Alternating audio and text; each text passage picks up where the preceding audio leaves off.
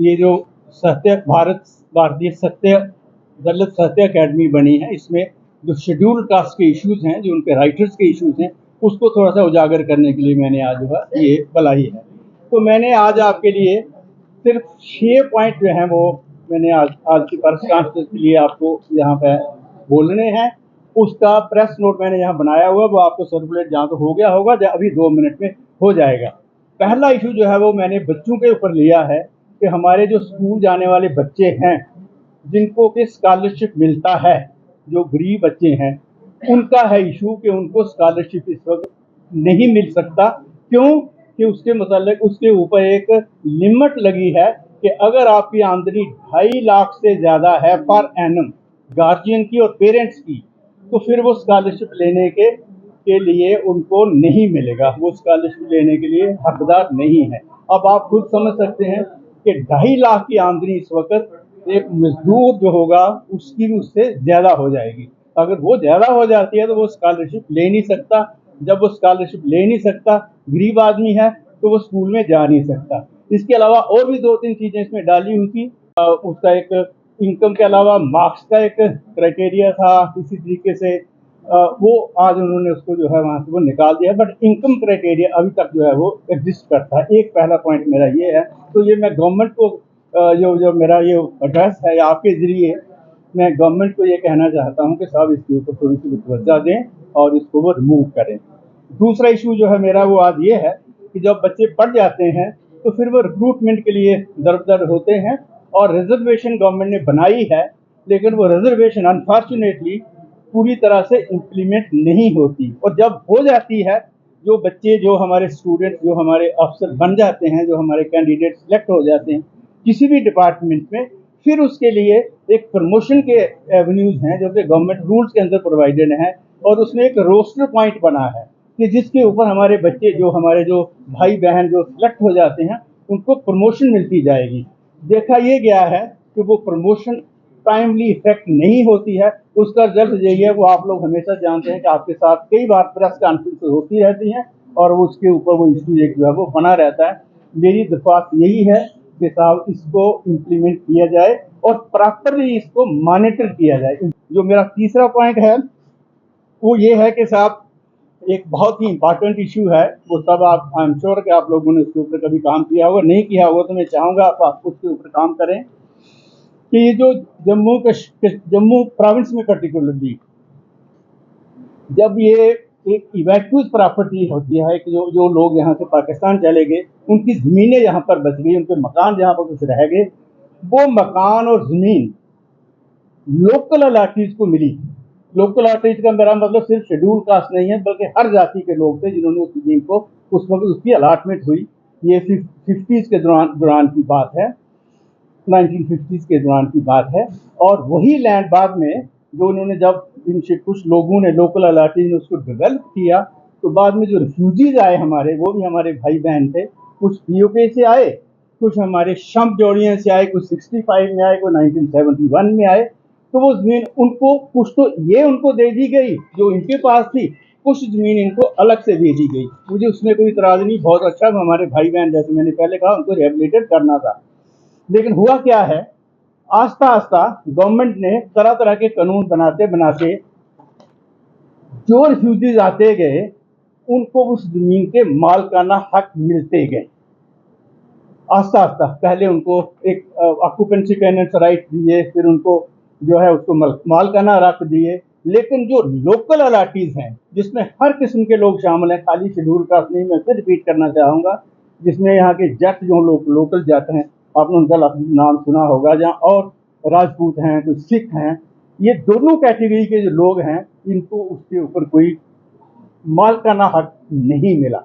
मालकाना हक ना मिलने की वजह से आप समझ सकते हैं, ना तो ये ज़मीन को मार्केट कर सकते हैं, ना उसको बेच सकते हैं, ना उसको एलिनेट कर सकते हैं, और ना ट्रांसफ़र कर सकते हैं, और यहाँ तक उसके ऊपर कंडीशन है कि इसके ऊपर वो इम्प्रूवमेंट भी नहीं कर सकते। मेरा इशू है,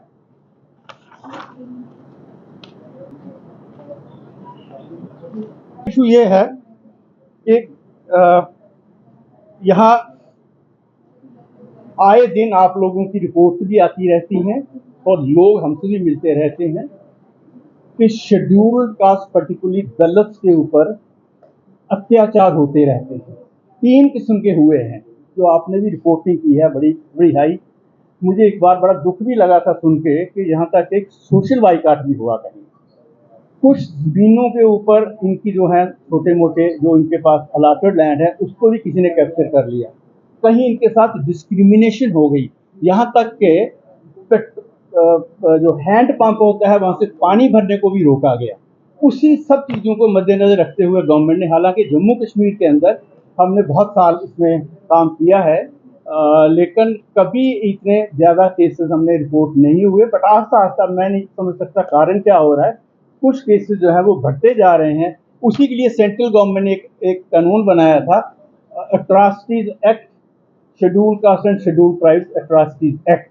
ये 2016 में अमेंड किया द्वारा, उसके तहत केस जो है वो रजिस्टर होते हैं और उस केस में डीएसपी लेवल के नीचे कोई आदमी उसकी इन्वेस्टिगेशन नहीं कर सकता और उसमें जो जो शिकायत होगी उसी को एफआईआर सबर किया जाएगा। बट अनफॉर्चुनेटली अभी तक जो मुझे रिपोर्ट मिली है वो 72 केसेस अभी तक यहाँ पर रजिस्टर हुए हैं। हालांकि केस बहुत आए हैं जो आप लोग रिपोर्ट करते रहते हैं, लेकिन कन्विक्शन एक भी नहीं हुई। तो मेरा वो ये है कि जैसे आपने देखा कि लोग हमारे जो आप जानते हैं कि वो इस काबिल है नहीं कि वो अपनी ज़मीनें जो हैं शहरों के अंदर जब बड़े बड़े जो मल्टी कम्प्लेक्सेस बनते हैं या जो गवर्नमेंट कमर्शियल एस्टेब्लिशमेंट बनाती है उसमें खरीद सकें।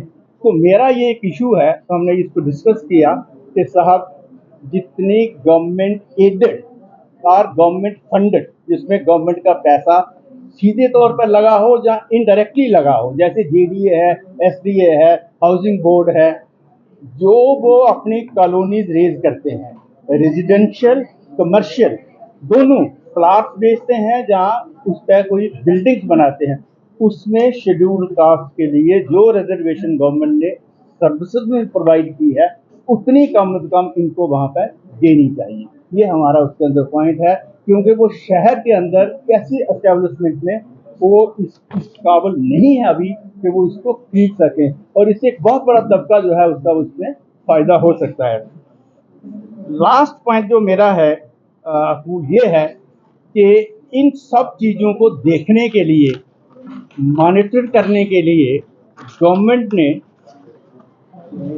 1950s में ही अगेन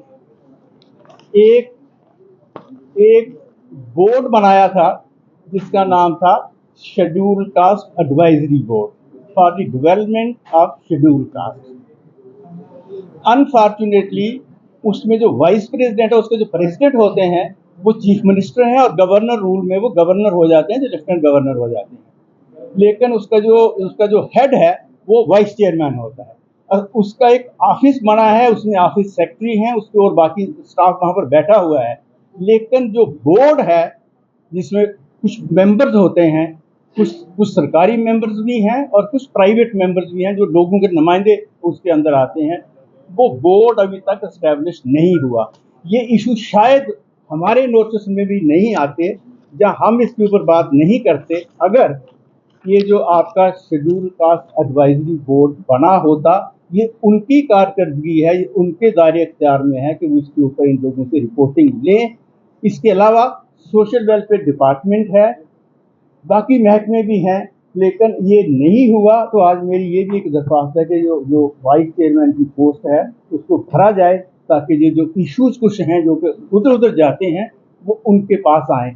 हमारा भी मैंडेट है, ये जो हमारा भारत दलित सत्य अकेडमी है, इसका भी मैंडेट जो है, क्योंकि आज आपने जल्दी कहा कि इसमें वो हमारे पास टाइम नहीं है, वरना मैं आपको सिर्फ एक आधी लाइन जो थी उसकी आपको पढ़ के सुनाता।